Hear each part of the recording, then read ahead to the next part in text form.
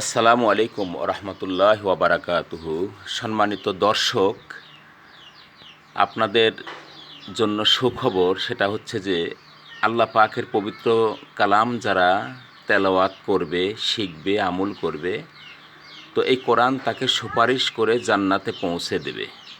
আর কোরআনুল কারিম এমন একটি ধর্মীয় গ্রন্থ যে একটি অক্ষর যদি শুদ্ধভাবে উচ্চারণ করা যায়, সঙ্গে সঙ্গে আল্লাহ 10টি নেকি দান করেন। আর কোরআন সুপারিশ করে তাদেরকেই জান্নাতে নেবে যারা পৃথিবীতে কোরআন পড়ে কিন্তু শুদ্ধ করে কোরআন পড়ার চেষ্টা করে। আমি আপনাদের সামনে পবিত্র কালামে মাজিদে শুদ্ধ করে পড়ার প্রায় 47টা নিয়ম আছে। প্রায় 47টা নিয়ম আছে। এতগুলো নিয়ম তো অনেকের মনে রাখতে পারেন না। আমি গুরুত্বপূর্ণ কয়েকটি নিয়ম বলে দিচ্ছি, যার দ্বারা আপনারা, আশা করা যায় বেশিরভাগ এই নিয়মগুলো ফলো করলে আপনি শুদ্ধ করে কোরআন পড়তে পারবেন। সংক্ষেপে যতটুকু হয় এতটুকুই। যেমন কোরআনুল কারিমে মিমে এবং নুনে যদি তাজদিদ দেখতে পান তাহলে গুণনা করা ওয়াজিব। যেমন আমরা কোরআনুল কারিমের শব্দ পাই জান্নাতি। যদি কেউ বলে জান্নাতি তাহলে তার উচ্চারণ হলো, কিন্তু সে সঠিক শুদ্ধ করে উচ্চারণ করতে পারেনি। এখানে নুনের উপর তাজদিদ থাকা মানে গুণনা করা ওয়াজিব। যেমন আপনার উচ্চারণ হবে জান্নাতি। তারপরে আরেকটা শব্দ আছে সুম্মা। এখন কেউ যদি বলে সুম্মা, তো এই গুণনা হলো না, আপনার উচ্চারণ হতে হবে সুম্মা। ঠিক এমন অনেক শব্দ আছে যেগুলো নুনে এবং মিমে তাজদিদ থাকলে আপনার গুণনা করবেন, আশা করা যায় আপনার কোরআন শুদ্ধ হবে। তারপর আরেকটা নিয়ম আছে, যদি আপনার খাড়া চিহ্ন থাকে, খাড়া চিহ্ন, উল্টা পেশ, খাড়া জের, খাড়া জবর থাকে, তারপরে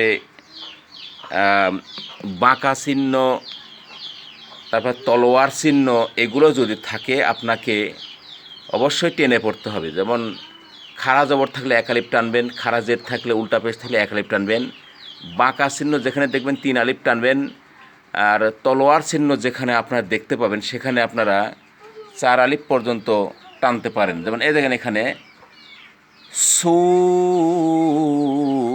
আ, এটা 4 আলিফের টান। আর আরেকটা গুরুত্বপূর্ণ,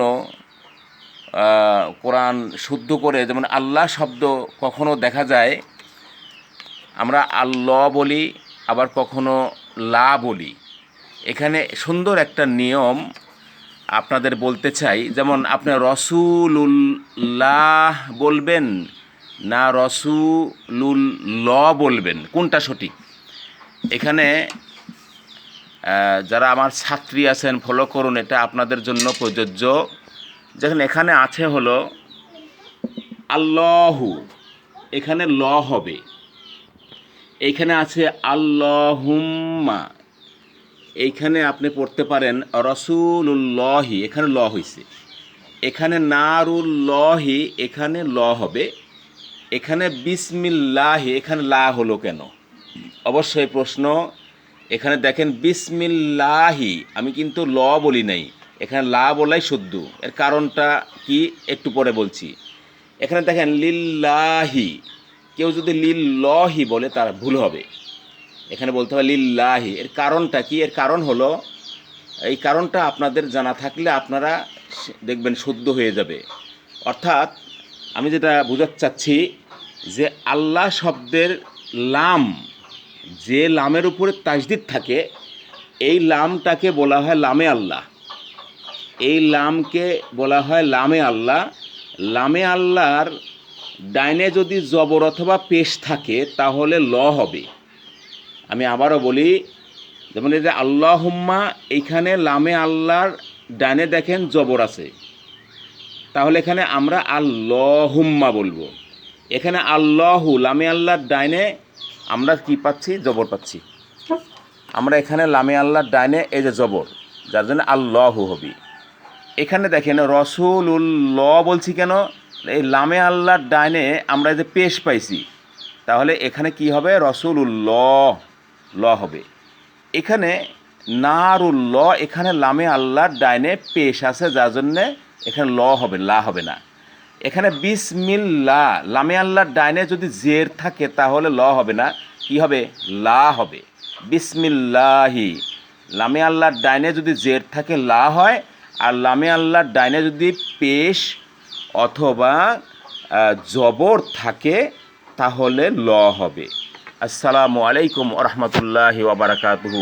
আশা করি আপনাদের উপকার হবে। আল্লাহ পাক তৌফিক দান করুক।